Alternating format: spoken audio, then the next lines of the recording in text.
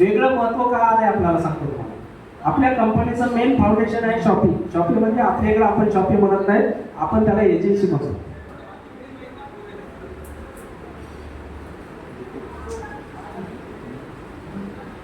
Agency म्हणतो.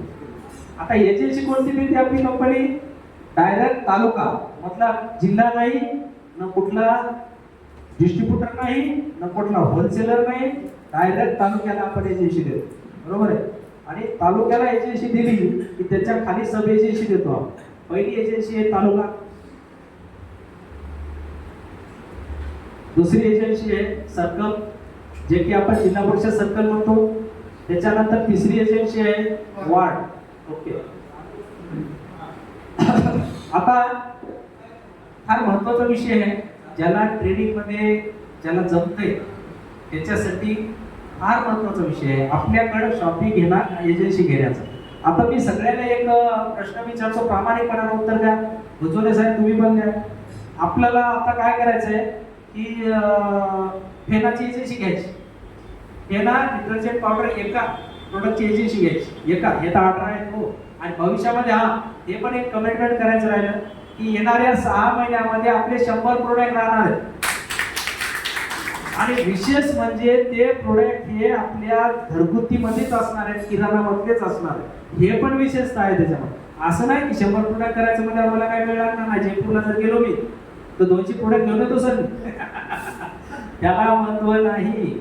Pharma third party pharma त्याला म्हणतो आपण 200 प्रोडक्ट एका दिवसात सर, पण त्याला महत्व नाही, त्याला उपयोगी नाही. आपल्याला लॉंग टर्म चालायचे, लवकर आटपायचं नाही. त्यामुळे आपण प्रोडक्ट आणणार, पण कशामध्ये आणणार? जीवन आवश्यक वस्तूमध्येच आणणार. क्वालिटी देणार, एमआरपी रेट पण असा कंट्रोल मध्ये ठेवणार. आणि ज्यांनी आजच्या तारखेत भरोसा कंपनीवर ठेवून एजन्सी घेतल्या त्यांच्या जीवनामध्ये सोनं करणार म्हणजे करणार, एवढं मी गॅरंटी सांगतो. वाजवा वाजवा एजन्सी नारगार. बरोबर आहे. हा, तर कोणाला आपल्याला एजन्सी घ्यायची फेनाची, घेता येईल का? आपल्याला किती वर्षची एजन्सी घ्यायची, घेता येईल?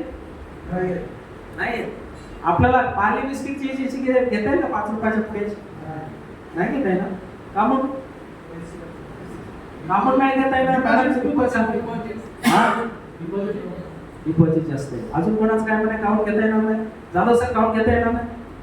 तुम्ही काहीच बोलणार नाही, काय घेता येणार?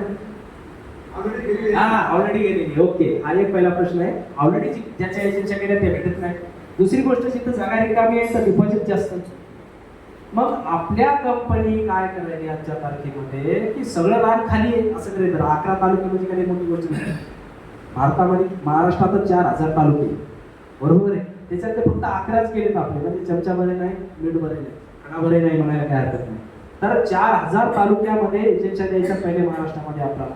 तर आजच्या तारखेत जे एजन्सी घेईल त्याला इतर कंपन्यांची एजन्सी घ्यायची म्हणलं तर भेटत नाही, आणि ते पुरत बी नाही. ते एजन्सी घ्यायला ते पुरत नाही. पण आपली कंपनी संधी देईल एजन्सी घेण्यासाठी, बरोबर आहे. संधी घेत असताना मात्र त्याच्या 1000 चौकशा करायच्या.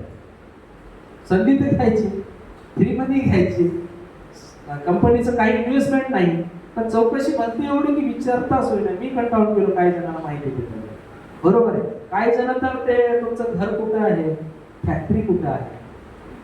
बाबा माझ्या गावापासून काय अंतरावर नाही, किंवा अर्धापूर काय अंतरावर नाही. उदाहरण देतो मी, नाव घेत नाही एखाद्या माणसाचं. त्यांनी काय म्हणले की फॅक्टरी कुठं आहे, वाई अर्धापूर काय गाव आहे का, कधी येऊन बघायचं ना. नाही सर, मग ते जागा तुमच्याच नावावर आहे की? अरे बाप, आता अवघड काम झालं. जागा माझ्या नावावरच आहे बाबा. हो, 7 दाखवू का, नंबर 8 दाखवू का? नाही नाही, येणे इच्छा आहे. मग हे शेड तुम्हीच मारले की? हो, हे शेड मशिनरी नाही, उचलून आणली आता. इतक्या चौकशा. मग चला की तुमच्या घराकडे पण जाऊ. म्हणजे मला लक्षात आले ना त्याचे प्रश्न काय आहेत. फॅक्टरी पाहिजे, घराकडे पण जाऊ, चहा घेऊ घरी. मी म्हणायच्या आधी चहा घेऊ घरी. आम्ही पाजणारच आहे, तुम्हाला टेन्शन घेऊ नका. चला चहा मी पाजला, सगळं झालं. सर हे एकच घर आहे की दुसरं आहे?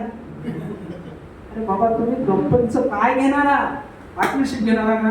मग सगळी चौकशी कर. मी डायरेक्ट म्हणतो तुम्ही कंपनीची पार्टनरशिप घेणारा का, शेअर्स विकत घ्यायचे का? मग सगळं दाखवतो तुम्हाला. तुम्ही कंपनीची काय घ्यायला, एक एजन्सी घ्यायची. आणि एजन्सी घेत असताना एवढ्या चौकशा कशाला? एजन्सी घेतात तुम्ही, पैसे टाका प्रोडक्ट घरी. अहो तुम्ही फ्लिपकार्ट अमेझॉनचं काय पाहिलंय? तुम्ही आधी पैसे टाकता की नाही, मग प्रोडक्ट येते ना. का सर? हो सर, येते ना. मग आधी पैसे टाकावे लागतात ना. मग त्याचं काहीच पाहिलेलं नसताना आपण आधी पैसे टाकतो. इथं तर मी परिचयाचं आहे, नाव आहे माझं, एक गावचा सरपंच राहिलेला व्यक्ती आहे मी. तरी तुम्ही तर भरोसा ठेवा. एजन्सी घेणाऱ्याला फायदा काय काय आहे? पहिला कंपनी MLM मध्ये काम करते. दुसरा फायदा ट्रेडिंग मध्ये पण करते. आता ट्रेडिंग मध्ये म्हणजे तुम्हाला आता सांगितलं की आपला आता ग्रुपला फोटोच बघा आपल्या.